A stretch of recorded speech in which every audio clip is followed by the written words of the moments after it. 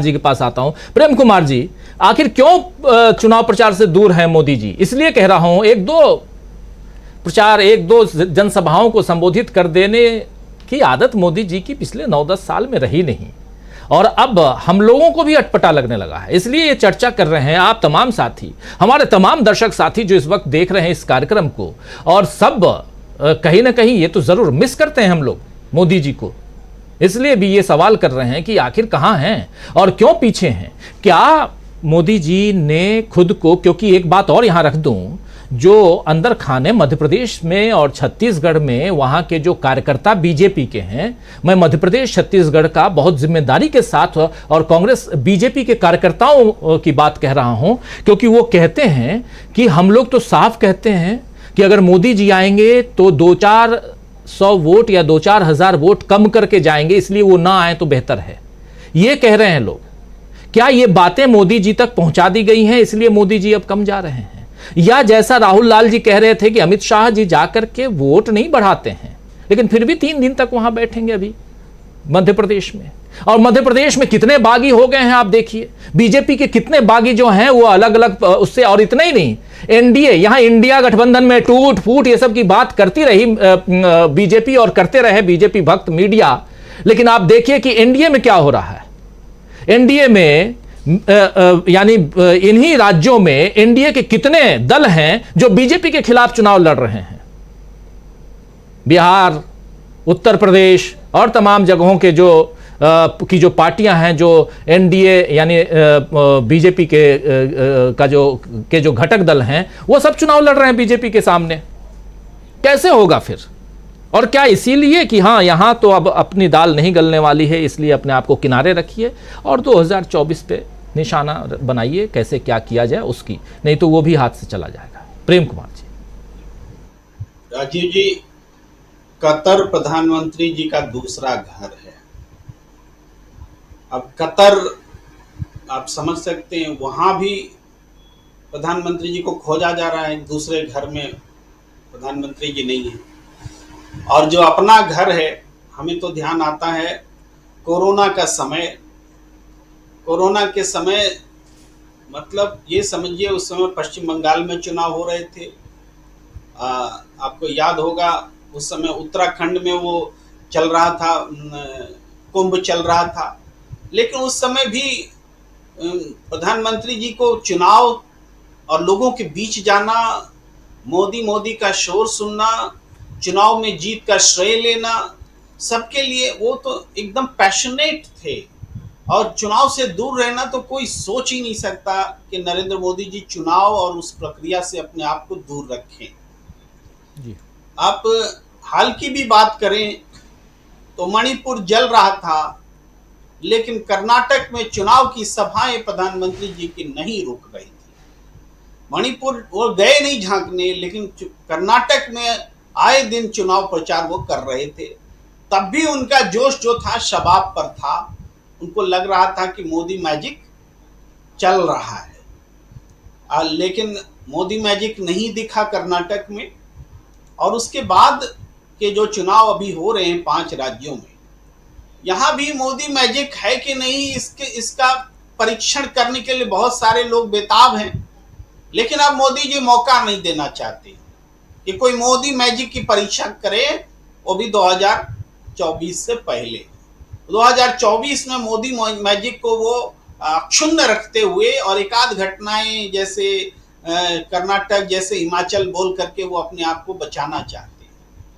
तो इन 5 राज्यों से जो चूंकि अप्रिय खबर मिल रही है भारतीय जनता पार्टी को, और एक तरफा मुकाबला हो गया है बीजेपी के अगेंस्ट में, तो ऐसे में नरेंद्र मोदी जी जो इतने पैशनेट हैं चुनाव को लेकर के, हर चुनाव में इतना जितना इन्वॉल्व नरेंद्र मोदी जी रहते हैं, शायद ही देश का कोई नेता रहता हो। लेकिन फिर भी वो चुनाव से दूर हैं। आप यही समझिए राजीव जी, हम जानते हैं कि आप क्रिकेट के बहुत शौकीन हैं, और आपको कहें कि वर्ल्ड कप का मैच देखने नहीं देंगे, तो कोई फाइनल होने वाला, तो आप कैसे रोकेंगे अपने आप को? भाई आपका अब देखेंगे, लेकिन अब मोदी जी रोके हुए हैं। चुनाव है, लेकिन अब सभाएं उनकी कटिंग हो रही है, कटिंग।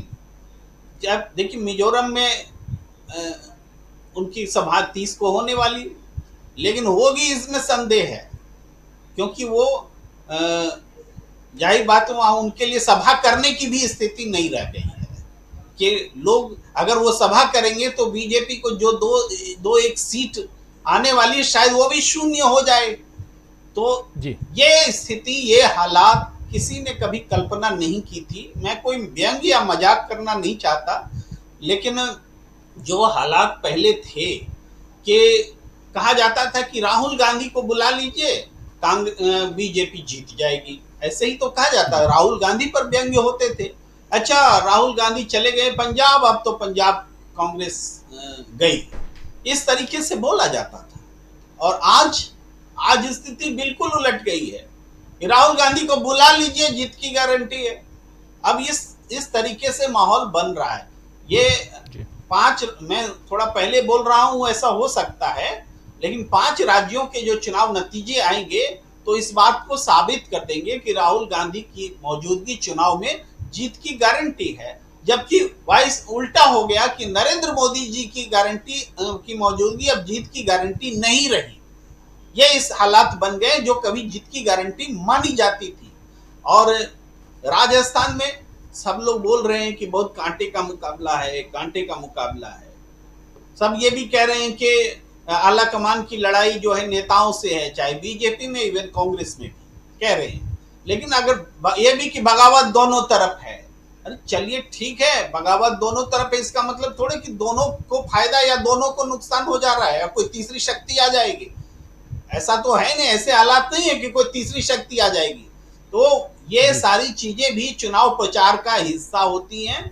जब अपने हिस्से में जो ज्यादा निगेटिविटी है तो उसको कम दिखाने के लिए दूसरे की निगेटिविटी को सामने रख करके बैलेंस किया जाता है कि नहीं, दोनों मिला के कुल मिला के हम रेस में हैं।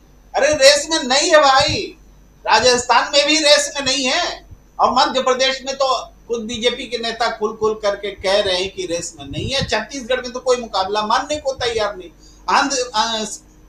तेलंगाना में बीजेपी की मौज ऐसे ही बीजेपी जो है हार मान चुकी है और बीआरएस की जीत की कामना कर रही है।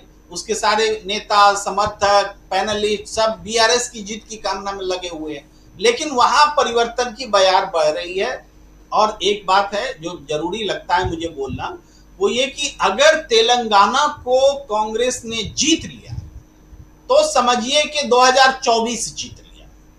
ये बात मैं इसलिए कह रहा हूं कि तेलंगाना में कांग्रेस का रिवाइवल पूरे देश में कांग्रेस के रिवाइवल से जुड़ता है, चाहे अतीत में भी आप देख लीजिए और वर्तमान में भी उसके मायने हैं कि देश का जो अल्पसंख्यक समुदाय है जब तक कंसोलिडेट नहीं होगा दूसरे समुदायों के साथ कांग्रेस के लिए, तब तक कांग्रेस तेलंगाना नहीं जीत सकती।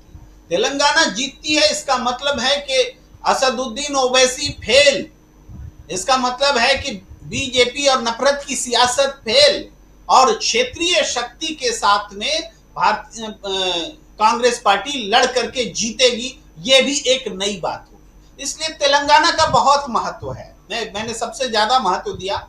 उसके बाद मिजोरम का दूसरा जो है वो भी बहुत महत्व है कि मिजोरम अगर कांग्रेस जीत जाती है तो इसका मतलब होगा कि पूरे पूर्वोत्तर में जो मणिपुर कांड हुआ है, मणिपुर कांड मैं कहता हूं, मणिपुर कांड के कारण पूरे पूर्वोत्तर की आबो हवा बदली है, इसकी तस्दीक होगी मिजोरम में अगर कांग्रेस जीतती है या जीतने के करीब भी पहुंचती है। फिर आप देखिए छत्तीसगढ़, यहां तो ऑब्वियस है कि कांग्रेस जीत रही है, इसमें हम बहुत मतलब नहीं निकालते सिवा कि वो अपनी स्थिति को मजबूत कर रही है। लेकिन राजस्थान में अगर कांग्रेस जीतती है और जीत रही है तो इसका मतलब रिवाज बदल गया, रिवाज कांग्रेस बदलेगी। ये भी बहुत साल के बाद ऐसा होगा कि कांग्रेस रिवाज बदल रही है। अब तक तो रिवाज बदलने का श्रेय बीजेपी ले रही थी। ये बदलाव भी 2024 के लिए बहुत बड़ा बदलाव होगा। और मध्य प्रदेश में अगर कांग्रेस आती है तो इसका मतलब वो संदेश जाएगा जो कर्नाटक से गया कि तोड़ फोड़ करके तुम सरकार में नहीं बने रह सकते हो। जनता तोड़ फोड़ से बनने वाली सरकार उसकी सियासत को पसंद नहीं करती है। ये एस्टैब्लिश होगा। यानी हर तरह से बीजेपी के लिए नेगेटिव संदेश तैयार है और वो कांग्रेस के लिए पॉजिटिव बनकर खड़ा है। यही वो कारण है जिस वजह से राहुल गांधी आज जीत की गारंटी बन रहे हैं और नरेंद्र मोदी आज जीत की गारंटी नहीं रह गए हैं। मैं हार की गारंटी बोलने से अभी भी परहेज कर रहा हूं, जीत की गारंटी नहीं रह गए हैं। जी जी जी, बिल्कुल सही आप कह रहे हैं और सही कह रहे हैं, और करना भी चाहिए थोड़ा सा परहेज।